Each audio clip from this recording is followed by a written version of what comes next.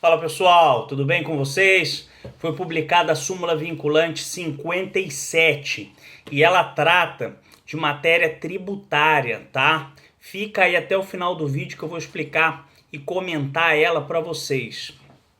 Antes da gente começar, aproveita aí, se não for inscrito no canal, se inscreve de uma vez, ativa o sininho para receber as notificações dos próximos vídeos, deixa seu like. Se o vídeo fizer sentido para você, gerar valor para você, compartilha com os amigos. Vamos lá, vou pegar aqui o teor da súmula vinculante 57, tá? Vamos lá. A imunidade tributária constante do artigo 150, inciso 6, a linha D da Constituição Federal, aplica-se a importação e comercialização, tá? No mercado interno do livro eletrônico, que são os e-books, tá?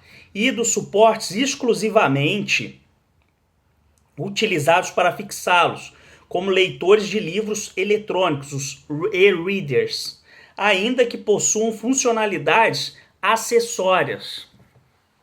Primeiramente, vamos entender o que é imunidade tributária, tá? Imunidade tributária é uma garantia dada pela Constituição Federal para que determinadas atividades, rendas, bens, pessoas não sejam tributadas, tá? Seria uma dispensa constitucional de pagar tributo. É uma limitação ao poder de tributar, sendo sempre prevista na Constituição Federal, correto? Vamos lá. A previsão de imunidade tributária na nossa Constituição, ela tem o objetivo de proteger valores políticos, morais, culturais, sociais, tá? E não permitem que os entes federativos cobrem tributos em ocasiões que ela especifica, em ocasiões que ela determina. Estão compreendendo? Vamos seguir. No caso específico dessa súmula 57, o artigo 150, inciso 6, a linha D da nossa Constituição, prevê que os livros e o papel destinado à sua impressão gozam de imunidade tributária quanto aos impostos, tá? Ela assegura lá o que? Não se pode instituir impostos sobre livros, periódicos, jornais e o papel destinado à sua impressão. Mais ou menos isso que o artigo fala lá. A doutrina costuma nomear essa imunidade de imunidade tributária cultural ou imunidade tributária de imprensa, tá?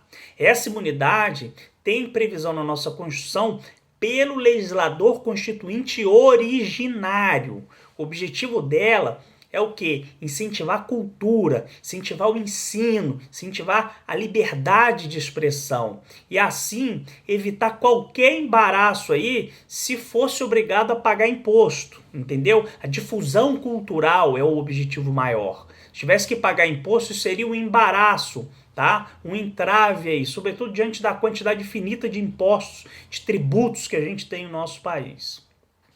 Essa imunidade cultural, ela ainda é classificada como real, tá? Ou objetiva. Por quê? Uma vez que ele incide sobre bens e não sobre pessoas, tá? Por isso ela é objetiva. Nesse caso, os bens são livros, periódicos, jornais e o papel destinado à impressão dos mesmos. Estão entendendo? Por exemplo, a revista, quando sai da gráfica, não paga o IPI.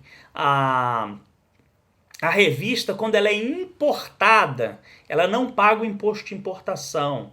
Ou então a revista, quando ela é vendida pela livraria ou pela banca de jornal, ela não paga ICMS, tá? O detalhe surge quando conforme a gente falou, é uma imunidade real, ou seja, incide sobre bens e não sobre pessoas. Dessa forma, o entendimento é o quê? A gráfica, o importador, a livraria, a banca de jornal, teria ou não teria que pagar imposto de renda? E a Resposta é tem. Por quê?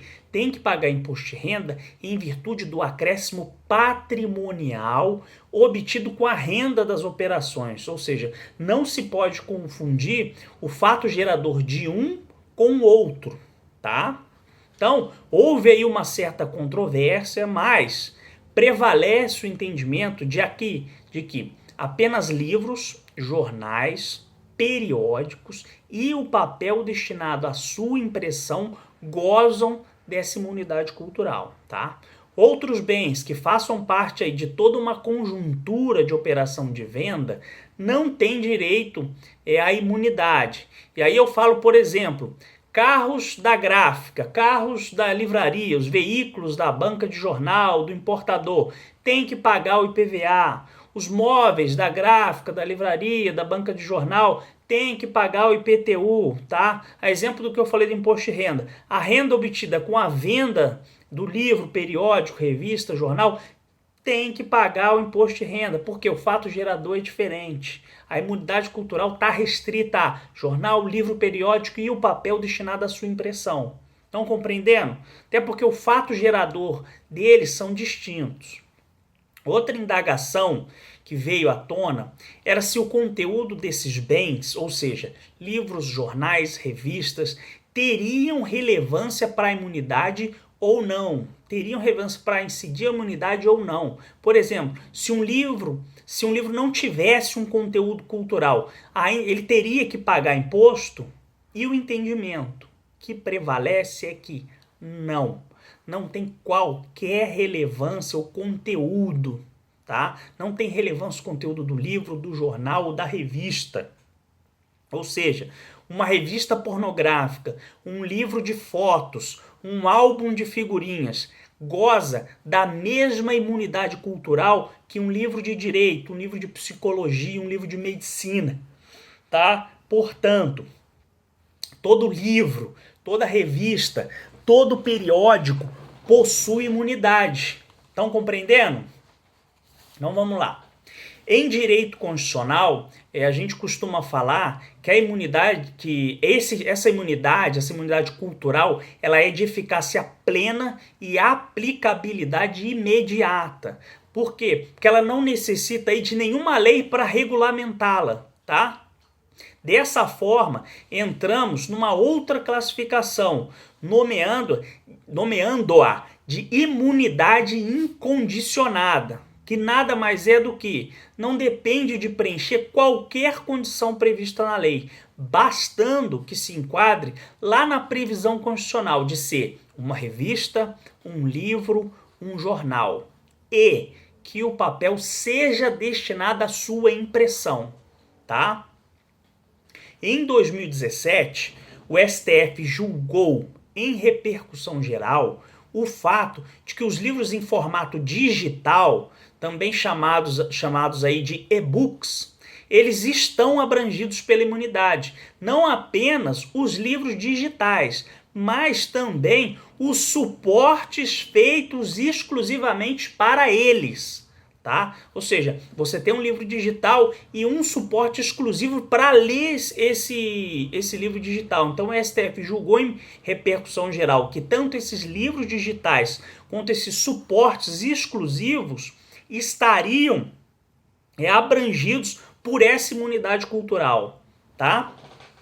O STF disse que a imunidade abrange os livros, tá? Não compreende o que chamou de livros apenas, né? Não compreende apenas os livros produzidos pelo método gutenbergiano. Ou seja, não contempla apenas os livros impressos, essa imunidade cultural. Por que ele se referiu a Gutenberg? Ele fez uma alusão a Gutenberg porque Gutenberg imprimiu o primeiro livro do mundo. Tá? A título de curiosidade, foi a Bíblia numa versão em latim. Lembrando que, na verdade, o primeiro livro impresso do mundo. Lembrando que, antes, os livros eram todos manuscritos. Então, o primeiro livro impresso foi Gutenberg quem imprimiu. Tá? Voltando aqui, o STF, então, em 2017, julgou em repercussão geral que os livros podem ser impressos ou digitais, tá? A ratio decidendi, a razão de decidir aqui, é que o papel ele é um elemento acidental, ele não é um elemento essencial para a existência do livro. O livro pode existir com papel, que é o impresso, que é o manuscrito, e ele pode existir no formato digital, não tem papel. Tá? Ele pode existir com ou sem papel. Vamos lá. Entenderam essa parte? Vamos passar. O STF, então, iniciou a análise da questão dos suportes digitais, também chamados aí de e-readers, que nada mais são do que os aparelhos eletrônicos para a leitura dos livros digitais, tá? E aí, como vocês já devem conhecer, nós temos aí o Kindle, o Lev, o Kobo, tá? São alguns, os mais conhecidos, esses três. Então, eles também teriam imunidade tributária? A questão a ser decidida era essa. O STF entendeu que apenas o fato de os livros eletrônicos permitirem uma maior capacidade de interação com o leitor por meio de uma máquina, se você fizer uma comparação com os livros impressos, não seria um motivo hábil para se negar a imunidade tributária. Isso nada mais é do que a evolução do processo da escrita, tá? Sem contar a gigantesca facilidade de o leitor poder levar aí milhares de livros num único dispositivo digital. O STF entendeu que isso é um facilitador e difusor da cultura. Estão compreendendo? E aí o que ele fez? O STF fez então uma interpretação teleológica. Entendeu que esses e-readers eles têm a função de imitar a leitura em papel físico e por isso estariam abrangidos pela imunidade cultural, uma vez que eles estão equiparados aos livros tradicionais, até porque eles são confeccionados exclusivamente para leitura, tá? E aí surgiu o seguinte: alguns e-readers, eles têm a possibilidade de acessar a internet, de fazer download de livros, de alterar a fonte, tamanho, fazer marcação, mudar a iluminação e umas outras facilidades, tá? Aí o STF entendeu o quê? Essas funcionalidades são acessórias. O objetivo principal ainda continua sendo a leitura. Dessa forma, ainda que os e-readers também tenham essas funcionalidades acessórias, eles podem ser considerados como um mero suporte para utilização exclusiva para fixar o livro eletrônico. E assim, também gozam de imunidade tributária. E aí surgiu uma outra situação. Olha só. Ou seja, o fato de qualquer suporte para ler um livro eletrônico que também goze de imunidade tributária, ou seja, esse raciocínio para o e-reader, ele levaria que celulares e tablets também a ter imunidade tributária? O STF deu um não categórico a essa alternativa, tá? A essas possibilidades, limitando a imunidade tributária apenas para o livro eletrônico e os suportes exclusivamente utilizados para fixá-lo. A distinção que eles fizeram foi entre os e-readers e os celulares e tablets é que eles possuem centenas de funcionalidades, tá? Sendo a leitura de livros digitais apenas uma dentre milhares de possibilidades. Já os e-readers não. Celulares e tablets podem-se fazer milhares de coisas.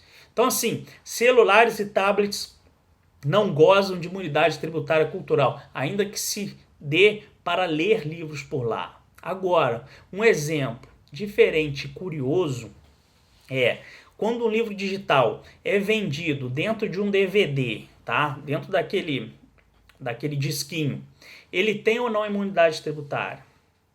Aqui o STF diz que sim. Por quê?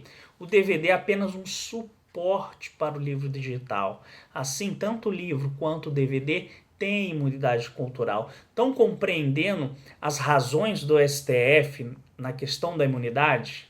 Tá? Outro caso curioso. Tem imunidade tributária para os audiobooks, para os audiolivros. Tá? Por quê? Porque o livro, eles entendem o quê? O livro não necessariamente ele tem que estar escrito. Ele pode estar tranquilamente gravado em áudio e inserido num CD, num DVD ou em qualquer outro meio. O STF também, nesse caso, faz uma interpretação teleológica, tá? Sem contar, sem levar em consideração a importantíssima função social com relação à acessibilidade desses audiolivros para pessoas cegas, para pessoas analfabetas, tá? E também para pessoas que às vezes enfrentam um trânsito de horas todos os dias para trabalhar, colocam lá um audiolivro, pô, lê esse livro rapidinho, lê escutando, né? Na verdade é essa. Então, pessoal, gravem na retina aí de vocês essa súmula. É 99,9% de certeza que ela vai ser cobrada na prova de vocês, tá? Essa súmula vem já corroborar inúmeros entendimentos do STF, tá? Então, gravem aí, deixa aí nos comentários se vocês acharam boa essa súmula ou se já é uma repetição do entendimento existente no STF, tá? E diz aí o que vocês acharam. Foi isso, espero ter ajudado vocês aí de alguma forma, tá? Um forte abraço, fui!